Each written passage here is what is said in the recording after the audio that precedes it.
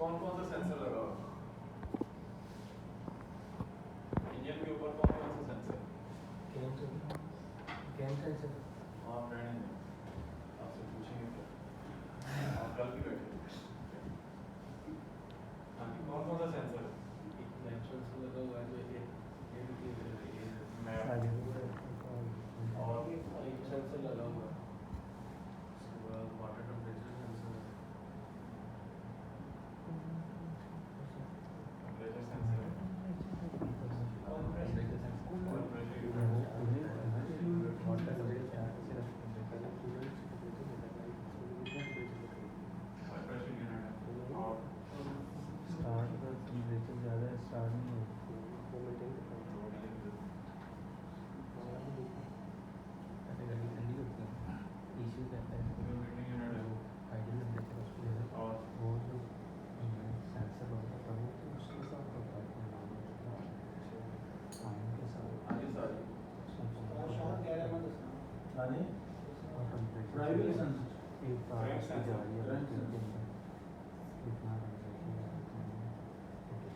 Crank sensor. कौन कौन से सेंसर हैं? और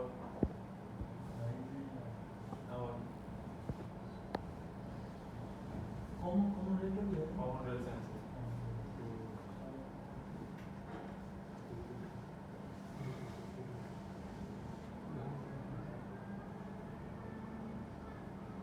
कॉमन रेल प्रेशर सेंसर,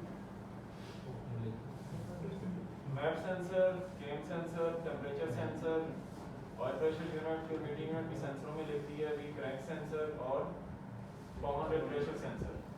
इसके अलावा तो कोई नहीं जिनके ऊपर और लगा हुआ है।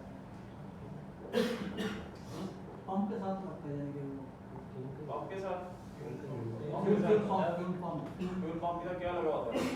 मिलिट्री वॉल है और वही है। पंप के ऊपर कितनी ग्रिप लगते हैं?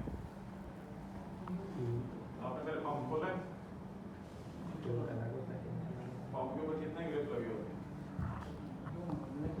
मिलिट्री वाला और केम सेंसर पंप के ऊपर क्यों लगाया हमने? केम के ऊपर क्यों नहीं लगाया?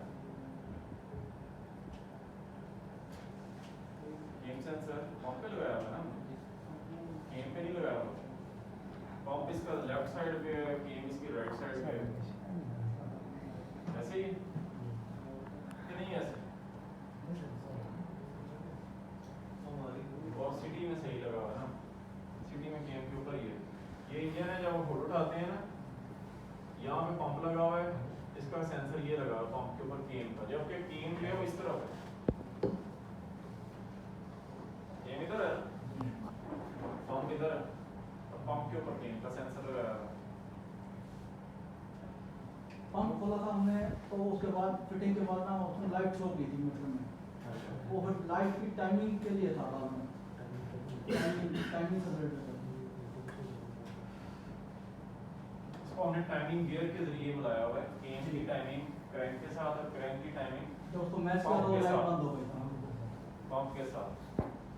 अगर जो है वो इसकी टाइमिंग ठीक है तो फिर ये केम का सिग्नल हमने इसकी शाफ्ट से ले लिया, बजाय इसके कि हम सेंसर यहाँ पे लगाते हैं, हमने इसकी शाफ्ट से इसका सिग्नल ले लिया। ये डिज़ाइन पे डिपेंड करता है, डिज़ाइनिंग कैसे है। सिटी बस में केम का सेंसर केम के ऊपर ही है, क्रैंक का सेंसर क्रैंक के ऊपर ही है लगा हुआ।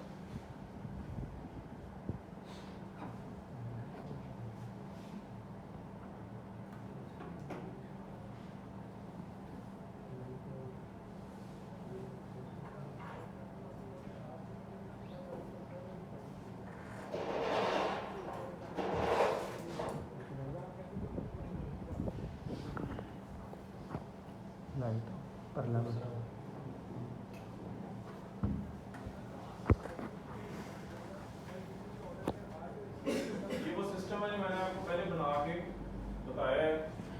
इसकी हाई प्रेशर और लो प्रेशर की जो लाइंस हैं वो कैसे कैसे आती हैं। ये जो रेड सिस्टम है ना, रेड का मतलब है कि ये हाई प्रेशर सिस्टम है। ग्रीन जो है, ग्रीन का मतलब है कि कंप्यूटर जो है वो उसको कमांड दे रहा है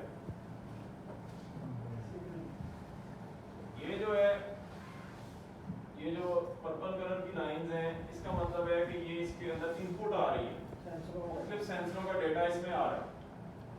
उसको डेटा से वो कैलकुलेट करता है, कैलकुलेट करने के बाद जो उसने ऑर्डर करना होता है, ऑर्डर किसको करना है, एक्चुएटर्स को करना है।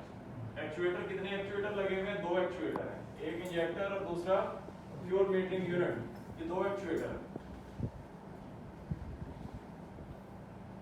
एक्चुएटर मैंने आपको पहले बताया है कि एक्चुएटर का काम सेंसर की सेंस करना भी होता है, और साथ जो कमांड या जो हुक्म दे रहा है ECU उसके मुताबिक उस पे उसको इम्प्लीमेंट करना, एक्सरसाइज करना भी होता है, उसके मुताबिक उसको मानना होता है। ये एक्चुएटर 2 एक्चुएटर लगे हुए हैं हमारी बसेस में, एक इंजेक्टर और फ्यूल मीटरिंग यूनिट, जिनका ताल्लुक फ्यूल इंजेक्शन सिस्टम के साथ है।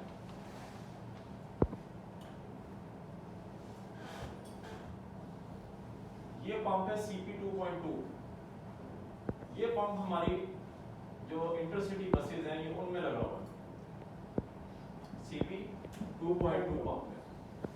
अब ये देखें, ये जो पीली लाइन है ये लो प्रेशर की लाइन है, जो रेड लाइन है वो हाई प्रेशर की लाइन है।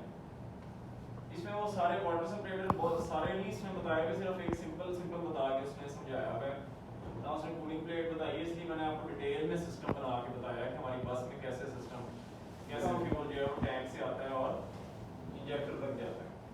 तो ये हमारा फ्यूल टैंक है, फ्यूल टैंक से फ्यूल जो है वो वाटर सेपरेटर में आ गया, वाटर सेपरेटर के बाद जो है वो फ्यूल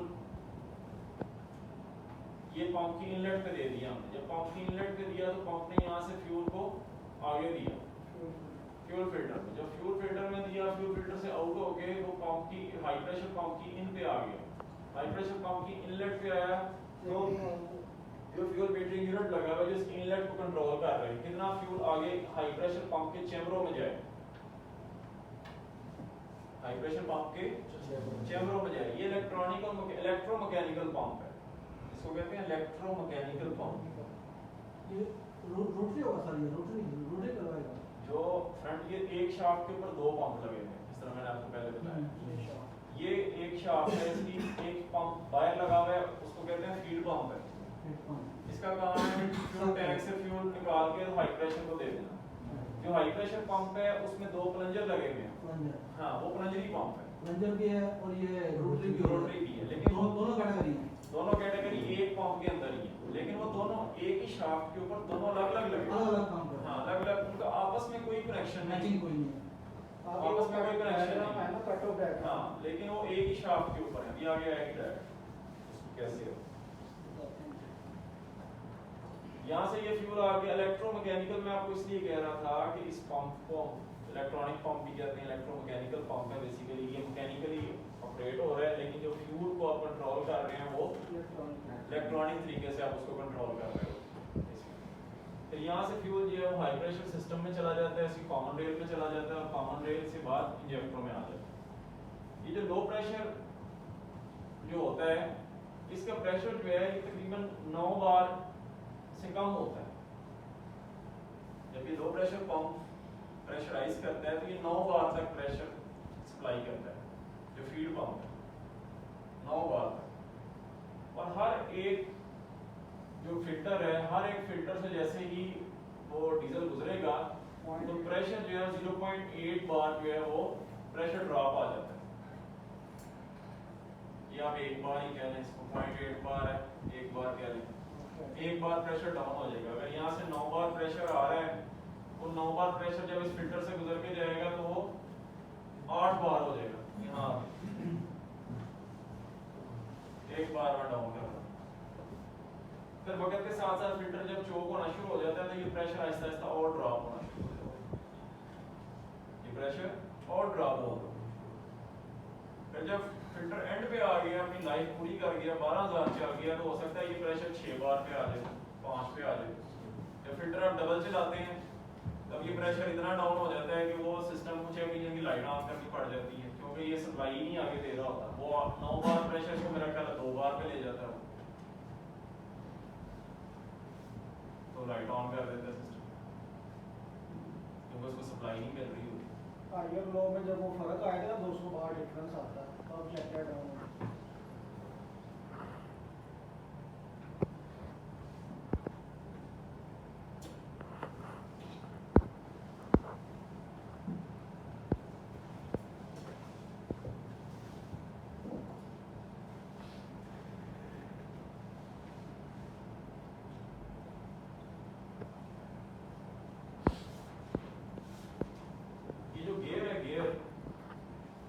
पंप है, पंप के गियर ट्रेन के साथ लगा हुआ है, टाइमिंग गियर्स के साथ लगा हुआ है, उस गियर की जो बैकलैश है, यानी कि वो आप इंजीनियर्स को समझेंगे 0.07 से लेके 0.25 mm तक होती है।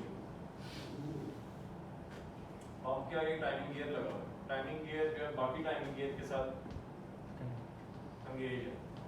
तो वो जब दोनों टाइमिंग गियर्स आपस में जब मिलते हैं तो जो उसके टीथ है उसके दरमियान जो बैकलैश है वो 0.07 से 0.25 mm तक होती है, और उसमें जो एक्सियल उसकी जो क्लियरेंस है, एक्सियल जो डिफरेंस होता है, ये एक्सियल जो ट्रैवल है उसका 0.08 से 0.2 mm तक होगा शाफ्ट।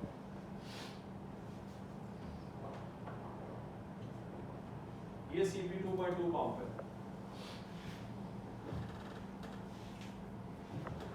आप सब इससे वाकिफ होंगे पंप से। हमारी जो 6122 है और 6127 है उसमें ये वाला पंप लगा हुआ है। अब इस पंप की जो है वो थोड़ी सी स्पेसिफिकेशन बताई गई है। वो स्पेसिफिकेशन क्या है? सबसे पहली स्पेसिफिकेशन ये है कि इसका जो फ्यूल फिल्टर है वो इसके अंदर, ये वो पंप है fuel pump, fuel field pump, इतने हिस्से तक। उसके बाद ये नजर आ रहा है इसका। उसके बाद आ जाता है ये हाई प्रेशर पंप, शाफ्ट है ये पीछे शाफ्ट है, इसके आगे टाइमिंग गियर लगेगा, टाइमिंग गियर से ड्राइव लेगी। ये जो पंप है, इस पंप के अंदर शाफ्ट लगी हुई है, उसकी लुब्रिकेशन हम इंजन ऑयल से करते हैं। इसको हमने इंजन ऑयल का एक पाइप अटैच किया हुआ है, उस पाइप के जरिए जो इंजन का ऑयल है इसके अंदर सर्कुलेट करता है उसकी लुब्रिकेशन के लिए, पंप की शाफ्ट उसकी लुब्रिकेशन।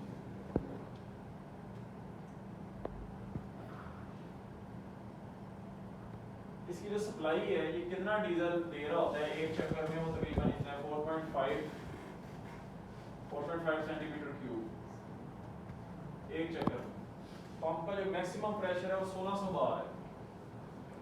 पंप की जो स्पीड होती है ये 1400 आरपीएम होती है। मैक्सिमम स्पीड इसकी 1400 आरपीएम, क्योंकि स्लो में स्टार्ट होगा नॉर्मल। इसकी मैक्सिमम स्पीड 1400 आरपीएम। मिनिमम नहीं, मिनिमम इंजन की स्पीड से हम लेते हैं वो, फिर क्योंकि क्रैंक जो है उसके 2 चक्कर होते हैं और इसका 1 चक्कर होता है। जो क्रैंक की स्पीड है उससे आधी पे ये चल रहा हो, 800 तो इसके 400। और अगर उसका 1400 इसके 700 बिल्कुल, फिर 21 वाट के टोटल होते हैं, 1400 इसके होते हैं। हाँ 1400 मैक्सिमम वो बता रहा है ना, मैक्सिमम इस रेंज में वो चल रहे हो, क्योंकि क्रैंक के हमेशा 2 चक्कर होते हैं और केन का 1 चक्कर होता है, पंप का भी 1 चक्कर होता है हमेशा, इसलिए इसकी स्पीड उससे आधी होती है। इसका मैक्सिमम प्रेशर 1600 बार है, 1400 इसकी स्पीड होगी, और इसकी डायरेक्शन जो है जब हम इसको देखते हैं तो ये उल्टा चल रहा होता है, एंटी क्लॉकवाइज, राइट साइड से जब हम इसको देखते हैं एंटी क्लॉकवाइज चल रहा होता है, उल्टा चल रहा होता है।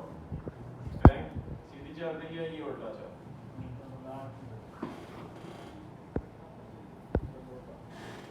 ये इसकी इंफॉर्मेशन है। सबसे पहला जो है ये कैमशाफ्ट का सेंसर,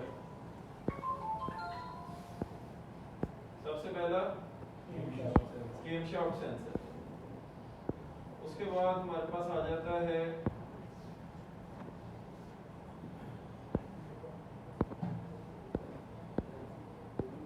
ये हमारे पास फ्यूल इनलेट है, फ्यूल इनलेट पोर्ट है। यहाँ पे फ्यूल इनलेट पोर्ट के ऊपर हमने एक स्ट्रेनर भी लगाया होता है, जाली लगाई होती है।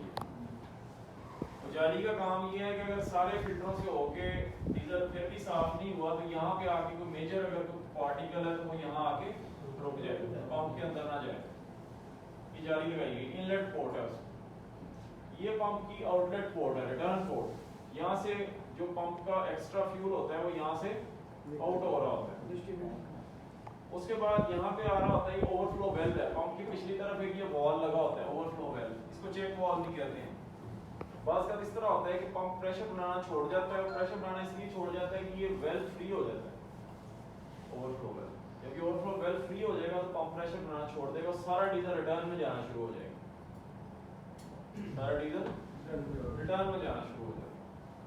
ये हमारे पास फ्यूल मीटरिंग यूनिट है जिसको इलेक्ट्रिकल गवर्नर कहते हैं, यानी कि फ्यूल को इलेक्ट्रॉनिक तरीके से वो कंट्रोल कर रहा होता है कि कितना फ्यूल इस हाई प्रेशर पंप में जाए, और जितना फ्यूल हाई प्रेशर पंप में जाता है उतना ही फ्यूल को प्रेशराइज करता है, प्रेशराइज करने के बाद कॉमन रेल का प्रेशर वो मेंटेन करता है। ये हमारे पास फ्यूल फीड पंप है, ये इसकी इनलेट पोर्ट है, यहाँ पे इसकी आउटलेट पोर्ट आ गई है, इसके अंदर पंप गियर लगे हुए हैं। ये वो लुब्रिकेशन के हैं, ये पाइप यहाँ से जो उसका इंजन ऑयल का पाइप हमने यहाँ पे लगाया होता है लुब्रिकेशन के लिए, वो इंजन ऑयल यहाँ से इन होता है और ये यहाँ से आउट हो जाता है। उसकी फ्रंट साइड से ये फिक्स होती है, ये गियर जो उसके लगे हैं टाइमिंग गियर उस साइड से बाहर निकल जाता है, इसको लुब्रिकेट करता हो। फ्यूल मीटरिंग यूनिट, ये फ्यूल मीटरिंग यूनिट है।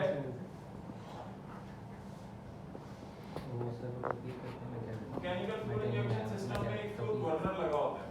फ्यूल गवर्नर का काम ये होता है कि वो जो फ्यूल है, जितना फ्यूल सिस्टम को चाहिए उसके हिसाब से उसको कम और ज्यादा करे, और फिर चैम्बर में उसके जो प्लंजर है उसको देगा, प्लंजर पर उसको प्रेशराइज करके स्प्रे करवा दे।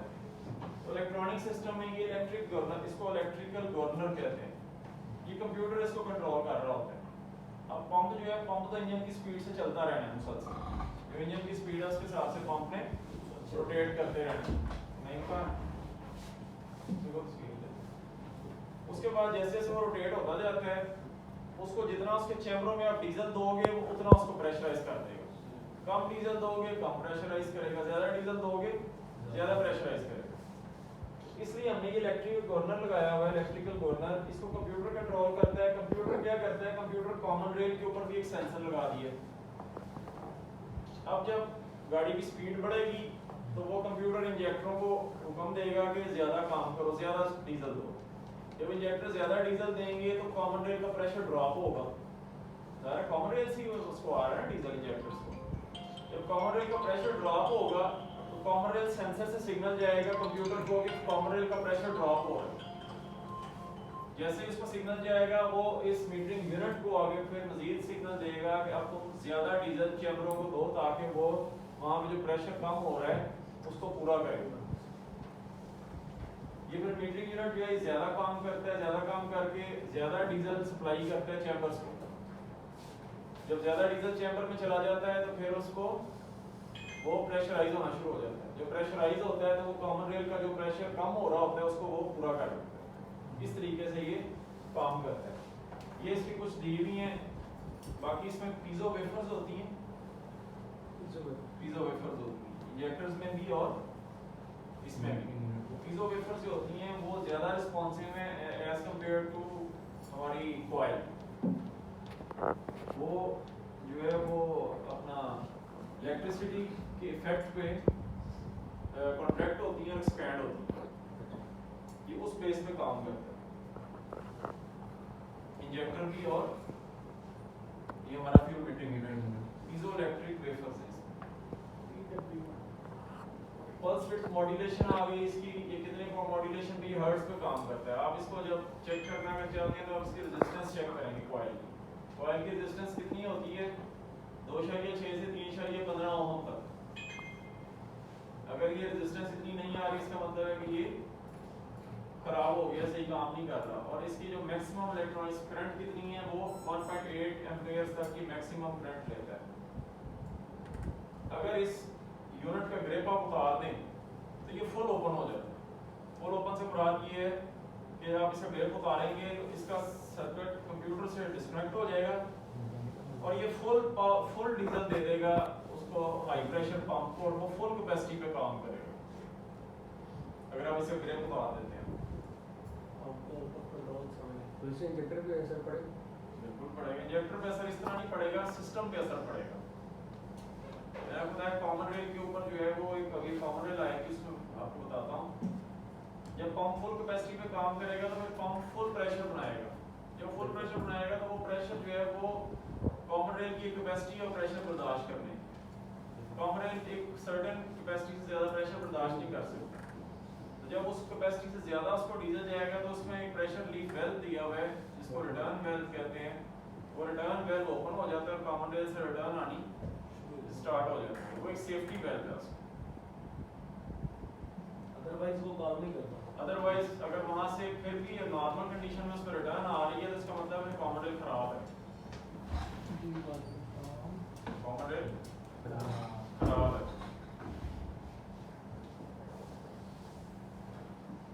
ये सेंसर अपना इंजेक्टर्स हैं।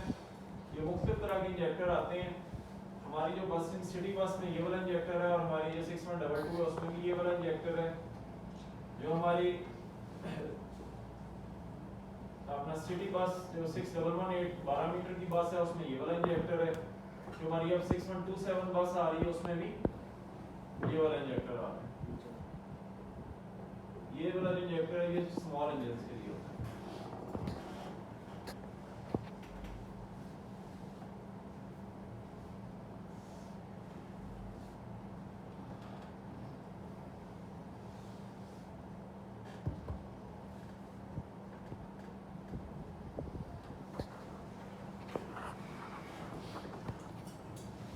इंजेक्टर की आप कैसे चेक करेंगे कि कितने इसकी रेजिस्टेंस है उसकी कॉइल की।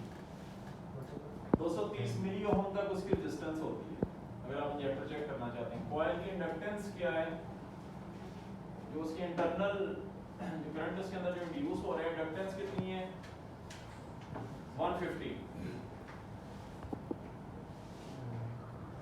माइक्रोहर्ट्ज में। इसी तरह ही जो है वो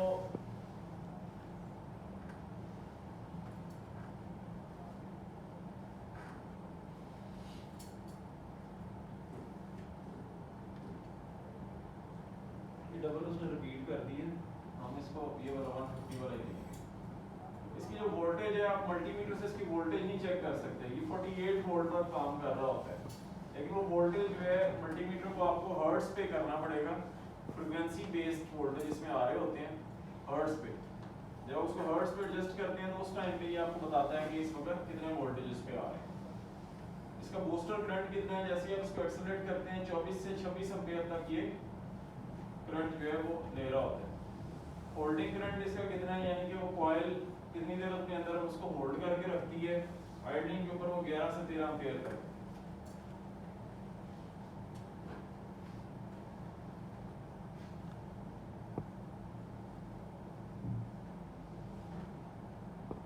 इसका ओपनिंग और क्लोजिंग टाइम भी यहाँ पे दिया हुआ है। जो इसका ओपनिंग टाइम है वो देखें 110 micro second plus minus 10। Closing time 30 plus minus 5 micro second. जो नॉर्मल सोलेनोइड होता है वो इस स्पीड से काम नहीं करता, वो मिली में कर रहा होता है, ये माइक्रो में चल रहा है। इंजेक्टर फिटिंग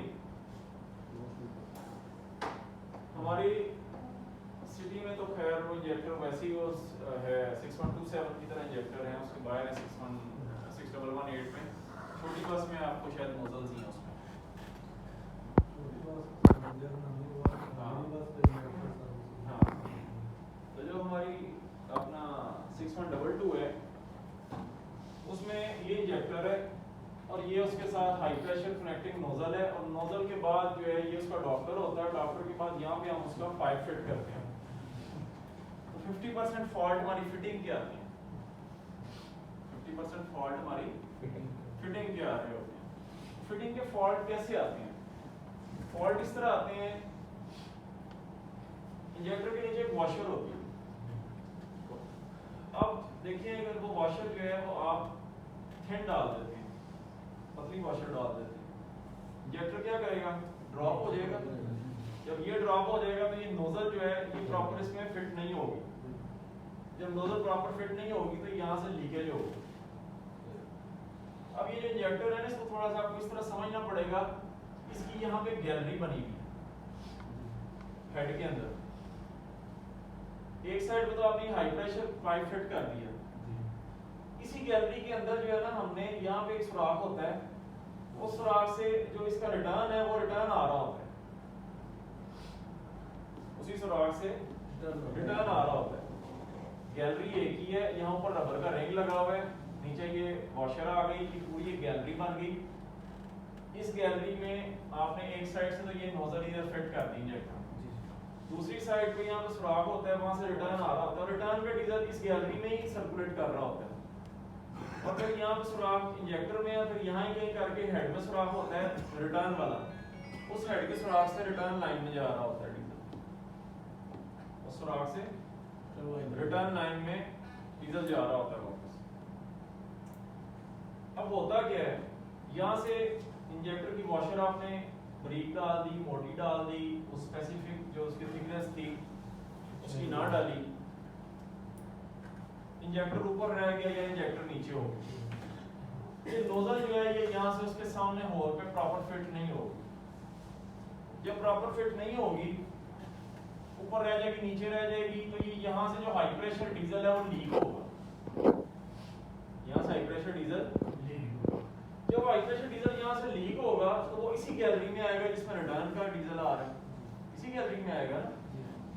जब इसी गैलरी में आएगा तो आपकी रिटर्न बढ़ जाएगी। आप समझोगे, आप क्या करोगे, आप इसके रिटर्न पाइप खोलोगे, इंजेक्टरों का मसला, चेक इंजन की लाइट ऑन हो जाएगी क्योंकि यहाँ से डीजल लीक हो रहा है। आप फौरन उसकी रिटर्न देखोगे, रिटर्न बड़ी हुई होगी, आपको भी इंजेक्टर खराब हो गया, वो इंजेक्टर खराब नहीं हुआ, आपकी फिटिंग की वजह से रिटर्न बढ़ी।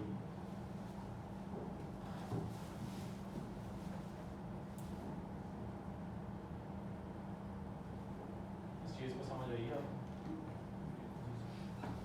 सर जी, फिर इसकी थिकनेस कितनी होनी चाहिए? 2.5 mm वॉशर, उससे कम या ज़्यादा हो तो 2.5 जो वॉशर निकलती है ना वो 2.2 mm के करीब होती है, 2.2 2.3। हम पे 2.5 या 2.6 की वॉशर डालते हैं क्योंकि जब हम उसे टाइट करते हैं तो प्रेस हो जाता है। 2.6 तक 2.6 2.5 2.6 की वॉशर डालते हैं, लेकिन ओरिजिनल वॉशर होनी चाहिए। जो लोकल वॉशर बनती हैं वो प्रेस नहीं होती।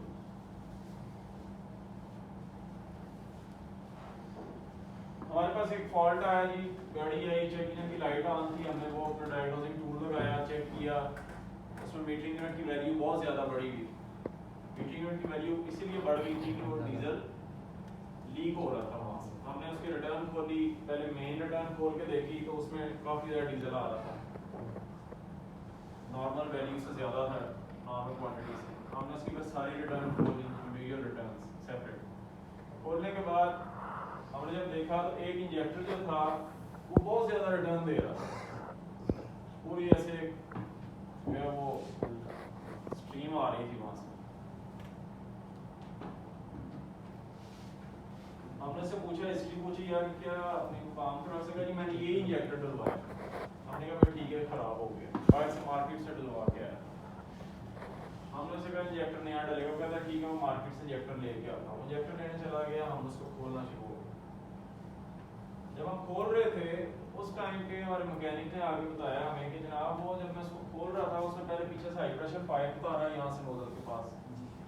हाई प्रेशर पाइप उतारने के बाद उसने इस नोजल को, इसका डॉक्टर होता है, नोजल का डॉक्टर होता है, वो डॉक्टर को जैसे उसने वो अपनी डाली सॉकेट तो वो पहले लूज था,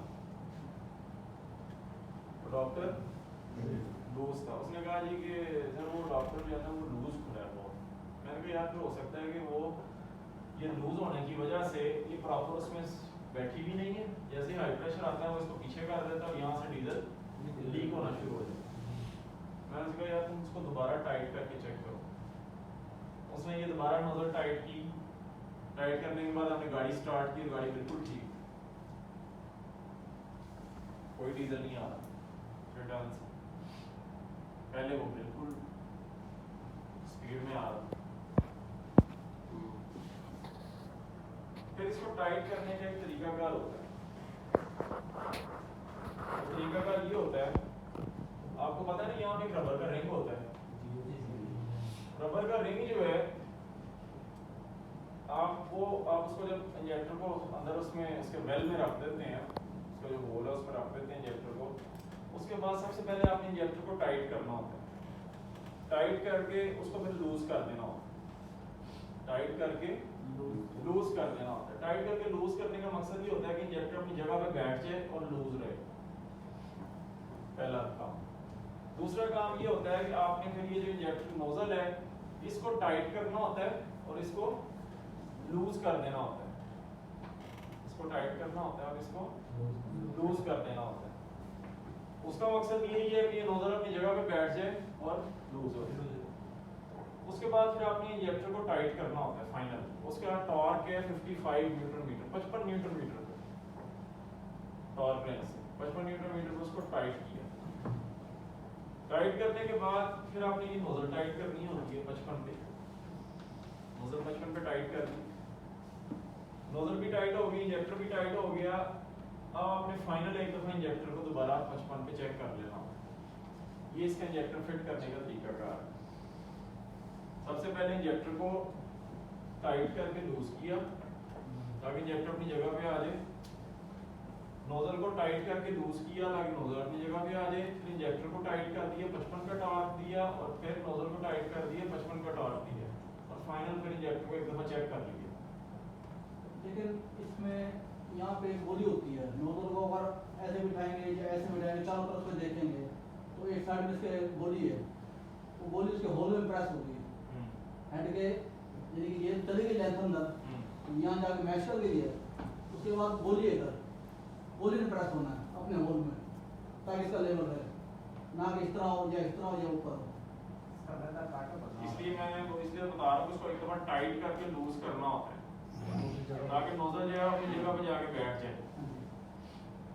इसकी फिटिंग ये है कि यहाँ पे गोली होगी तो अपने होल में जाके बैठेगा। होल में जाके हम गलती कहाँ पे करते हैं, हम गलती कहाँ, इंजेक्टर जो फिटिंग का काम है ना ये आप इस तरह करना है जिस तरह बावजू होकर नमाज पढ़ते हैं ना, इस तरीके से आपने इंजेक्टर को फिट करना होता है साफ सुथरे तरीके से। लेकिन हमारा क्या कॉन्सेप्ट है, वो नोजलें खोली वो भी एक ही ट्रे में, इंजेक्टर खोला वो भी उसी ट्रे में, कोई सफाई का हिसाब ना देखा। ये इंजेक्टर जो है ये बड़ा डेडिकेटेड इंजेक्टर है। इसमें जो अगर हम 19-20 भी अगर इसमें कर दें तो ये फेल हो जाता है। अब हम गलती इस तरह करते हैं, इंजेक्टर जो है उसको इंजेक्टर बैठा दिया, अब हम अपने हेल्पर को कहते हैं जा यार नोजल फिट कर। हेल्पर जाता है, अस्सलाम वालेकुम जी, अच्छा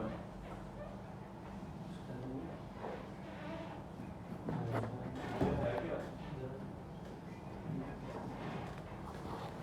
अच्छा ठीक है। मैं तो वैसे ट्रेनिंग को ठीक है वो मिल गया पार्ट।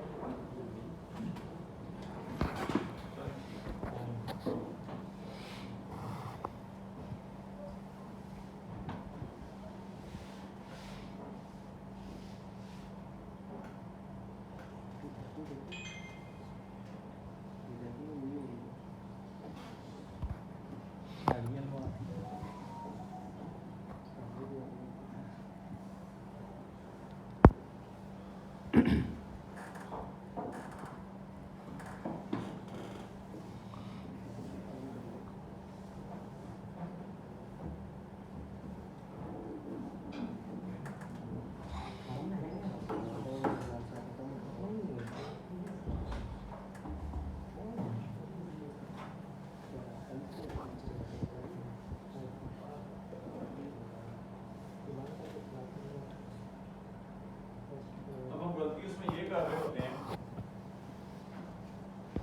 कि हम उसमें हेल्पर को कहते हैं जाके नोजल फिट करे, इंजेक्टर नोजल फिट करे। वो इंजेक्टर फिट करता है, नोजल फिट करता है। नोजल कैसे फिट करता है, आपकी माशाल्लाह गाड़ियाँ वैसी बड़ी गंदी हैं, टायरों की तो अल्लाह ही हाफ़िज़ है। इनटेक मैनिफोल्ड पे अच्छी खासी साइडों पे वो मिट्टी जमी हुई है, एग्जॉस्ट जमी हुई है, सब कुछ है। अब वहाँ पे जगह भी कम होती है, पानी मारना तो मना किया गया था, पानी नहीं मारना, लेकिन साफ करना तो मना नहीं ना कि वॉशिंग के अलावा ये वॉशिंग का तो परमिशन नहीं है, पानी से लगा है। आपको मैं किसी गाड़ी अड्डे लेके चलता हूँ, वहाँ पे पठानों की गाड़ियाँ दिखाते हैं, वो भी वॉश नहीं करते, वो साफ करते हैं। लेकिन वो इंजन इस तरह पहले दिन गाड़ी निकल के आई है,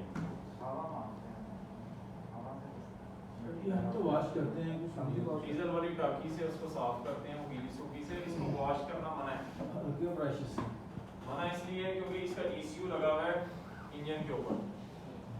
जब आप इसको पानी से धोएंगे उसके बाद जो है वो उसके ग्रिप्स में पानी जा सकता है, वहाँ शॉर्ट सर्किट हो सकता है, वो ECU खराब हो सकता है, कुछ भी हो सकता है, सेंसर लगे हुए हैं इसलिए ये मना है उसको पानी नहीं मारना। अगर इसी को खोल कर फिर वॉश किया जाए तो आपने वॉश जरूर करना है। नहीं, जब आप कह रहे हैं कि सिर्फ इसी को मसला लगा तो फिर वो ECU को फिर ग्रिप में पानी चला जाएगा, फिर ग्रिप में वो हवा नहीं मारेगा उसको, ये जहमत नहीं कोई करेगा। वॉशिंग मना है इसका नहीं। हाँ वॉशिंग इसकी मना है, आप उसको साफ करें गीले सूखे कपड़े से, हवा मारें, डीजल वाला ये कपड़ा मारें उसको, बेहतरीन साफ होती है, कोई मसला ही नहीं। तो फिर वो क्या करता है, जो आपका हेल्पर है वो नीचे नहीं झुकता, वो देखता नहीं है कि मैं नोजल कहाँ पे घुसा रहा हूँ, वो ऊपर ही ऐसे आराम से खड़ा होगा, वो नोजल ऐसे उसके अंदर जब इंसर्ट कर रहा होगा तो नोजल पहले दाईं तरफ टकराएगी, फिर बाईं तरफ टकराएगी, तो जहाँ जहाँ टकराएगी ना उसके आगे जो मुंह है वो मिट्टी उसको लग जाएगी, मिट्टी लग जाएगी ना जब टकराएगी साइडों पे, तो वो कौन से साफ है टेक मैनिफोल्ड, वो साइडों पे टकराएगी, मिट्टी लग जाएगी, और सीधी वो मिट्टी वाली नोजल जो है ना आप सीधा इंजेक्टर में जाके फिट कर दो, मिट्टी वाली नोजल इंजेक्टर में जाके सीधी फिट कर दो। उसका फिर क्या नुकसान होगा, और जैसे ही गाड़ी स्टार्ट करोगे उसी टाइम इंजेक्टर धुआं मार दे, नया इंजेक्टर, ये केसेस हुए हैं सारे, इसलिए मैं आपको बता रहा हूँ।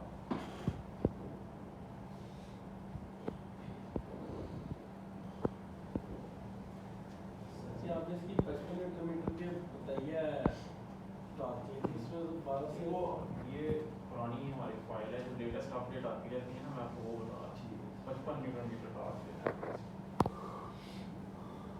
उसके बाद फिर टॉर्क के हिसाब से आपने टाइट करनी है। अब हर बंदा अपने हिसाब से इसको टाइट करता है, अपने हिसाब से टाइट करता है, उन नोजलों का आगे से मुंह ही खराब हो जाता है, प्रेस हो जाता है, वो पूरी क्वांटिटी नहीं देती, या यहाँ से लीकेज शुरू हो जाती है। उसकी मैं आपको बताता हूँ।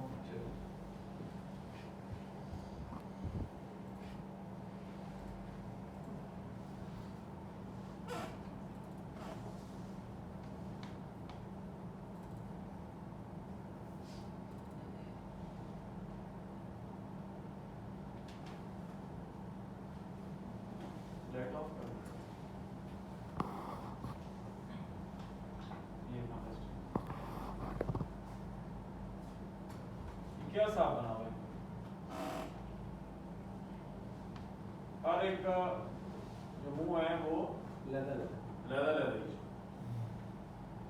तो यहाँ से बैठी हुई है, ये बिल्कुल ही आगे से मुंह ही खराब हुआ है। ये जो है ये कभी भी इंजेक्टर पे फिट होकर उसको सील नहीं करेगा, लीकेज रहेगी, डीजल की सप्लाई पूरी नहीं जाएगी, इसका मुंह वैसे ही बहुत ज़्यादा खुला हुआ है, इसका है ही नहीं, बहुत कम है। जब इस तरह की नोजलें आप फिट करेंगे, ये डैमो में जितनी भी बसें चल रही हैं सब में ये मसला तभी इनके इंजेक्टर की कंप्लेंट आ रहा है बहुत ज़्यादा। नोजलें 600 दफा खुली हैं, मतलब ये भी नहीं है। जो अगर उसका मुंह खराब है तो उसको आपने चेंज करना, आधी चीज़ें नहीं ना आप ये तो उसको आप ये तो पूरा एक्सप्रेस से उधर से है इस तरह के नोजल में इस तरह नोजलों का मुंह बन जाता है, ये नहीं होता। होता ना सुंदर लेकिन घर से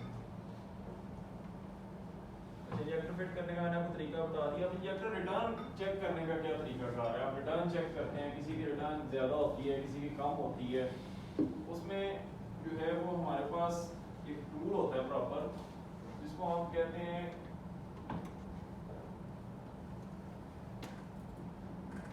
इंजेक्टर लीक ऑफ टेस्ट।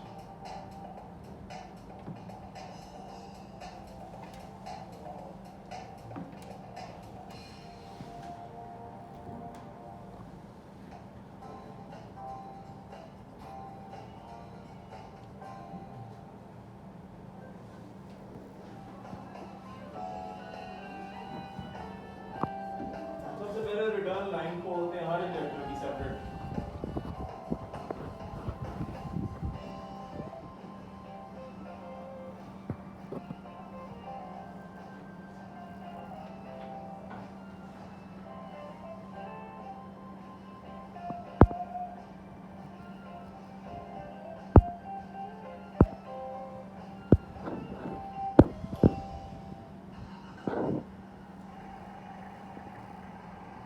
ये फिर हम उसको ये टेस्ट ट्यूब बनी हुई है, ये सब उसके साथ इंस्टॉल करते हैं। इंस्टॉल करने के बाद हम जो जितनी भी रिटर्न आ रही है वो इसके अंदर कलेक्ट करते हैं।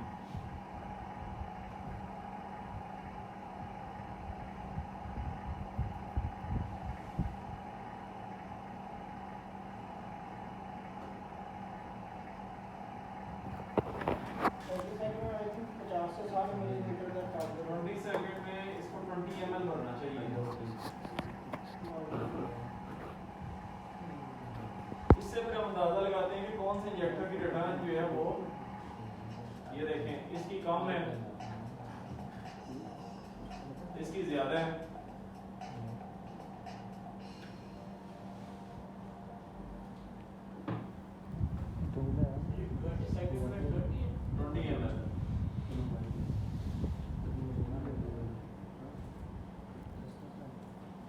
गोश का तो बोला ये आम टूल है। हमारी बसों को लग सकता है। हाँ, लग जाता है। इसको लीक ऑफ टेस्ट कहते हैं, injector leak off test. Market से मिल जाता है सर? अच्छा, मार्केट से सर मिल जाता है ये? बिल्कुल मिल जाता है। दुकान पर आना ना मैं अच्छा, इंजेक्टर की रिटर्न फिर हम जब वैसे चेक कर रहे होते हैं, ये इंजेक्टर रिटर्न दे रहा है ज्यादा, ये ठीक है, ये भी ठीक है, ये ज्यादा रिटर्न दे रहा है, ये भी ठीक है, ये भी ठीक है। दोबारा देखो, ये बहुत ज्यादा रिटर्न दे रहा है।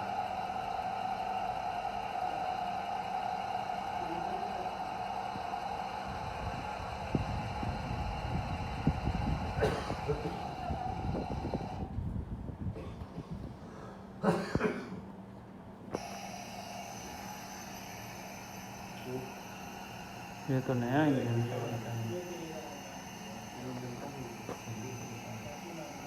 ये भी ज्यादा दे रहा है।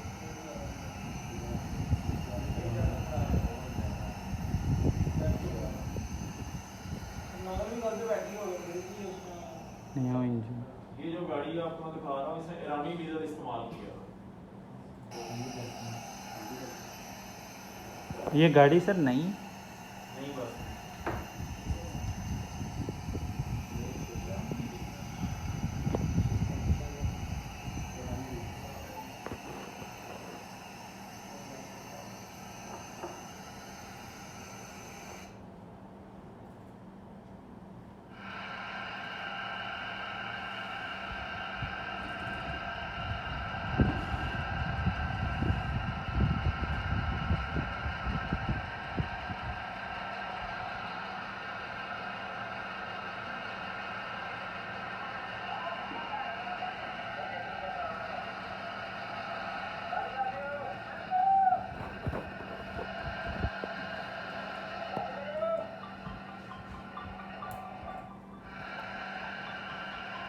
ये देखिए, ये ज़्यादा दे रहे हैं। बाकी ये ठीक है, ये भी ठीक है, ये भी ठीक है, ये भी ठीक है, ये भी ठीक है। ऐसे इस तरीके से हम असेसमेंट करते हैं कि किस इंजेक्टर की रिटर्न ज़्यादा है। लेकिन जो हमारी सिटी बस है उसमें चूँकि इंजेक्टर्स की जो रिटर्न है, हेड के अंदर जो छोटी बस है उसकी रिटर्न नीचे की तरफ है हेड से जो आ रही है, आप उसको जो है इस तरीके से शायद असेस ना कर पाएँ सिर्फ देखने से कि किस इंजेक्टर की रिटर्न ज़्यादा है। इसके लिए ज़रूरी है कि आपके पास ये लीक ऑफ टेस्टर हो, इंजेक्टर लीक ऑफ टेस्टर। आप वो जितनी भी रिटर्न है उसको एक कंटेनर में इकट्ठा करें ताकि आपको आइडिया हो प्रॉपर के किस इंजेक्टर की रिटर्न ज़्यादा है। इसी तरह कॉमन रेल जो है उसकी रिटर्न भी चेक की जाती है।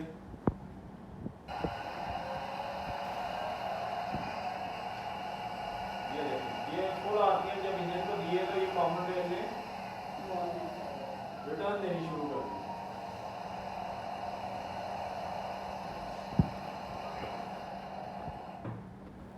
दोबारा देखिए,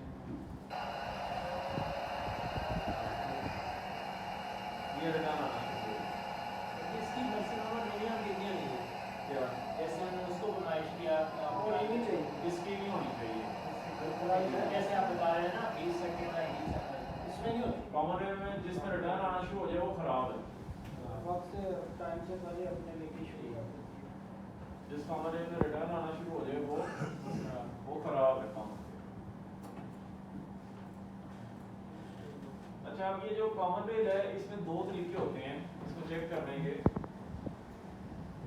मैंने आपको जिस तरह बताया फ्यूल मीटरिंग यूनिट का ग्रिप उतार देते हैं तो फ्यूल मीटरिंग यूनिट अपनी फुल कैपेसिटी पे काम करना शुरू कर देते हैं। फुल कैपेसिटी पे काम करने का मतलब ये है कि वो जो उसका हाई प्रेशर पंप है उसके चैम्बर्स को फुल डीजल देना शुरू कर देते हैं। कंट्रोल का उसका जब वो फुल उसको डीजल देता है तो वो उतना ही डीजल ज़्यादा प्रेशराइज करता है। जितना वो प्रेशराइज ज़्यादा करता है कॉमन रेल के अंदर प्रेशर ज़्यादा होना शुरू हो जाता है। तो कॉमन रेल की कैपेसिटी है प्रेशर बर्दाश्त करने की।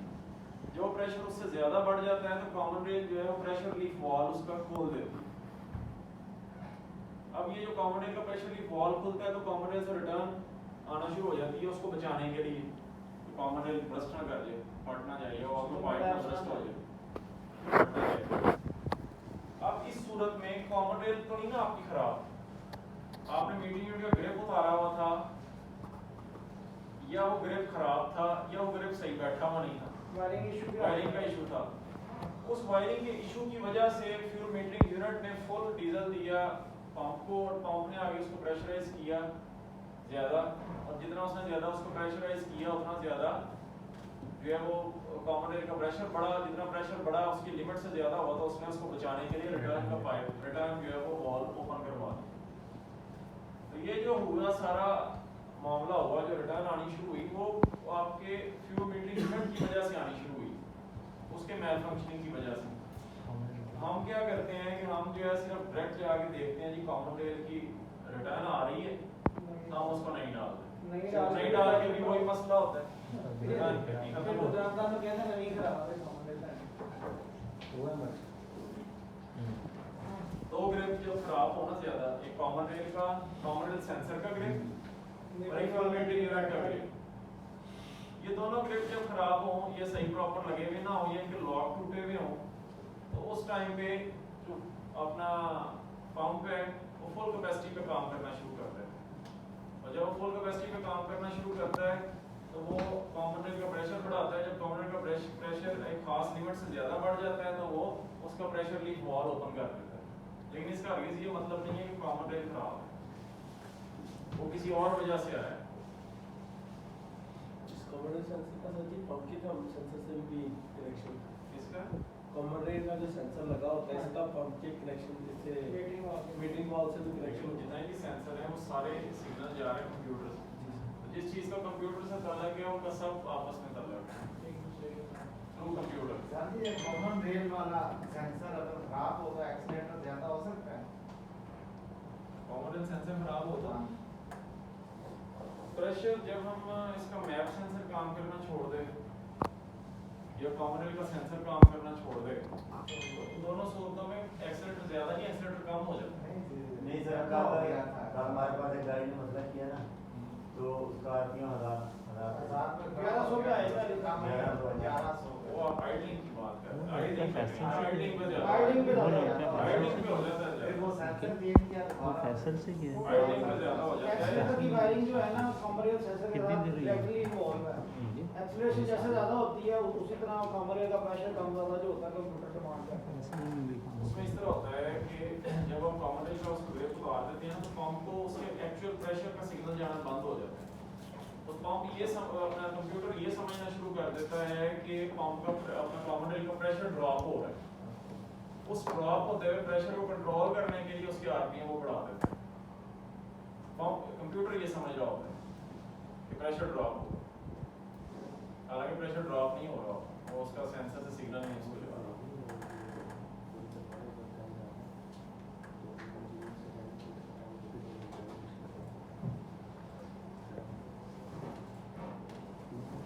फिटिंग का समझ आ गया आपको?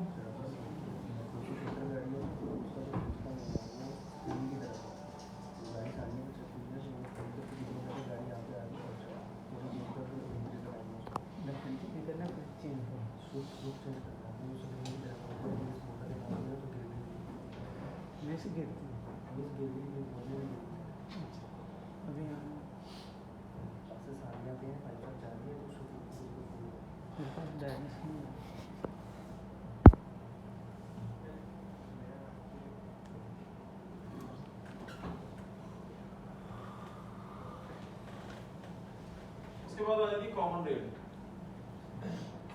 कॉमन रेल जो है इसके ये होलो पैसेज होता है, यानी कि खाली एक रास्ता होता है, सिर्फ हाई प्रेशर, इसको कहते हैं एक्यूमुलेटर है। इसमें सिर्फ अपने अंदर प्रेशर को अब्सॉर्ब करना होता है, सेव करना होता है। जो हाई प्रेशर पंप से आ रहा है उसको अपने अंदर सिर्फ ये सेव करती है, अपने अंदर महफूज करती है, और ये अंदर से सारा पैसेज खाली होता है। इसकी एक साइड पे कॉमन प्रेशर सेंसर लगा होता है, दूसरी साइड पे प्रेशर लीक वॉल लगा होता है। बात कॉमन रेल में ये मसला आ जाता है कि जब हम डीजल गंदा इस्तेमाल करते हैं या फिल्टर टाइम पे चेंज नहीं करते या नॉन जेरी फिल्टर इस्तेमाल करते हैं, तो डीजल का जो गंदा है उसके अंदर आता है कॉमन रेल के अंदर, और कॉमन रेल के अंदर आके ये जो इसका प्रेशर लीक वॉल है सीट के ऊपर आ जाता है। जब वो सीट के ऊपर आ जाता है तो वो सीट प्रॉपर्ली जो है उसका बॉल जो नीडल है वो प्रॉपर बंद नहीं होती। जब वो प्रॉपर बंद नहीं होती तो यहाँ से लीकेज परमानेंट शुरू हो जाती है। अगर कॉमन रेल परमानेंट लीकेज शुरू कर दे तो इसका मतलब है कॉमन रेल अब खराब हो गई। लेकिन उससे पहले आपने ये जरूर देखना होता है कि बाकी इसके सारे सिस्टम ठीक है, यूनिट सही काम कर रहा है, कॉमन रेल प्रेशर सेंसर ठीक काम कर रहा है। अगर ये दोनों चीजें ठीक काम कर रही हैं तो फिर आपकी कॉमन रेल रिटर्न दे रही है, तो फिर इसका मतलब है कि रिटर्न खराब 74 और सॉरी कॉमन रेल खराब, फिर आपको कॉमन रेल को चेंज करना होगा।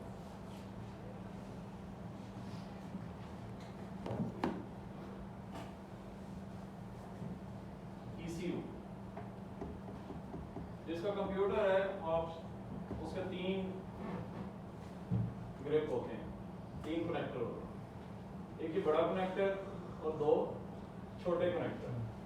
तो बड़ा कनेक्टर है वो 89 पिन का, 99। इसमें इसकी पावर सप्लाई भी आ रही होती है, इसके अर्थ भी आ रहे होते हैं, ग्राउंड भी आ रहे होते हैं, और इसकी गाड़ी व्हीकल की जो इंफॉर्मेशन है वो सारी इसके थ्रू आ रही होती है। ये बॉडी गाड़ी के साथ ये चीज कनेक्टेड होती है। यहाँ से एक सेंसर ये वाला सेंसरों का इंटरफेस होता है, इससे जितनी वायरिंग निकल रही है वो सेंसरों में जा रही है, वो होती है 36 पिन, 36 कनेक्टर होते हैं, और ये 16 पिन होती है जो इंजेक्टरों की हार्नेस होती है, इंजेक्टरों का जो कनेक्टर।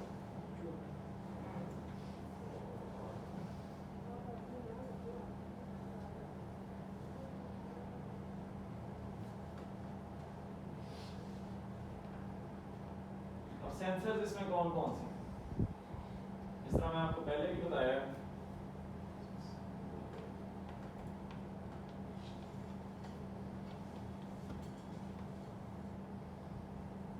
केम सेंसर और क्रैंकशाफ्ट पोजीशन सेंसर, ये दोनों एक जैसे सेंसर है। केम सेंसर और क्रैंकशाफ्ट पोजीशन सेंसर ये दोनों एक जैसे सेंसर, ये अल्टरनेटिंग करंट पैदा करते हैं। इसमें परमानेंट मैग्नेट होता है, और परमानेंट मैग्नेट जो है वो जैसे ही आप उसके पास से फ्लाईव्हील या जो केम सेंसर की जो प्लेट है उसके ऊपर उसके नॉच कटे हुए होते हैं, दंदे कटे हुए होते हैं, और जैसे इसके सामने से गुजरते हैं तो इसके अंदर अल्टरनेटिंग करंट पैदा होती है। जो केम सेंसर है, केम सेंसर या क्रैंक सेंसर है, क्रैंक सेंसर की लोकेशन 2 जगह पे हो सकती है, या वो फ्लाईव्हील के ऊपर लगा होता है या वो क्रैंकशाफ्ट की फ्रंट पुली पे लगा होता है। जो हमारी सिटी बसेज हैं उसमें क्रैंकशाफ्ट की फ्रंट पुली पे लगा हुआ है। जो हमारी 6122 या 6127 है उसमें ये सेंसर फ्लाईव्हील के ऊपर लगा हुआ है, दोनों से एक जैसा सिग्नल आ रहा होता है। इसका काम ये होता है कि ये पिस्टन की पोजीशन जो है वो सेंस करे कि वो कहाँ पे है, और उसको कंप्यूटर को बताए इसका पिस्टन की पोजीशन कहाँ पे है, कौन सा स्ट्रोक जा रहा है, कौन से सिलेंडर में कौन सा स्ट्रोक हो रहा है। और जो हमारा केमशाफ्ट पोजीशन सेंसर है उसका काम ये होता है कि वो सिलेंडर को डिटेक्ट करे, फाइलिंग वाटर को डिटेक्ट करके चेक करके कंप्यूटर को बताया कि अब इस जो है वो सिलेंडर में उसने स्प्रे करवानी है। तो इस तरीके से दोनों सेंसर काम कर रहे होते हैं।